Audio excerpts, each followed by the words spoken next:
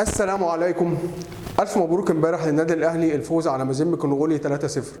كانت انتهت مباراة الذهاب بنتيجة 0-0، وكان الأهلي يكفي إن هو يكسب 1-0 بس عشان يتأهل للمباراة النهائية، لكن الأهلي بصراحة فرحنا كلنا وكسب 3-0.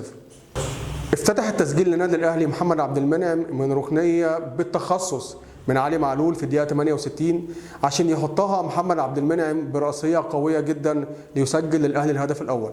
وفي الدقيقة 83 يقدر وسام أبو علي إن هو يسجل الهدف الثاني للنادي الأهلي برضو من عرضية أكثر من رائعة من علي معلول، عشان يصبح علي معلول تاني أكتر لاعب في تاريخ النادي الأهلي صناعة للأهداف ب 77 هدف، طبعا بعد الكابتن مصطفى عبده ب 83 هدف. وفي الوقت بدل الضايع يقدر أكرم توفيق يسجل الهدف الثالث من تسديدة من داخل منطقة الجزاء علشان تخلص المباراة 3-0 لصالح النادي الأهلي.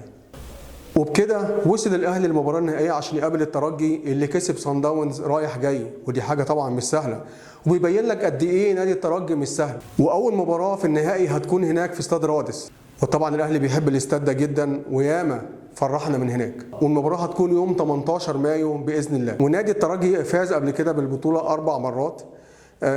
ده طبعا ان هيكون عنده دعم جماهيري كبير جدا عشان الماتش طبعا بيتلعب على ارضه، عكس النادي الاهلي اللي كسب البطوله 11 مره قبل كده، كان اخرهم السنه اللي فاتت مع الوداد.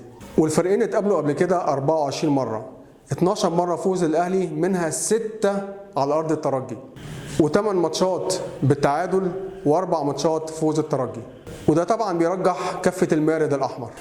وعلى مستوى حراسة مرمى الأهلي عنده 2 من أفضل حراس المرمى في أفريقيا، ومش هبالغ لو أقول في العالم. وكان بيعاني الأهلي الفترة اللي فاتت دي على مستوى الدفاع، وده كان بسبب تذبذب مستوى محمد عبد المنعم الغير مبرر. أما عن وسط النادي الأهلي فبرجوع إمام عاشور انتعش وسط النادي الأهلي.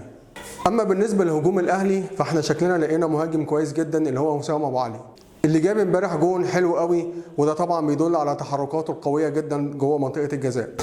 اما عن مستوى الاجنحه فاحنا عندنا بيرسي تاو، عندنا حسين الشحات، عندنا احمد عبد القادر اللي قدم مستوى جميل جدا جدا جدا الفتره اللي فاتت دي، وفي كهربا وفي رضا سليم، وبالتالي هيكون كولر عنده اختيارات كويسه جدا جدا عشان يبدا بيها الماتش. وبكده مارسيل كولر قدر ان هو يكسر رقم مانويل جوزيه ان هو وصل ل 20 مباراه بدون هزيمه في دوري ابطال افريقيا.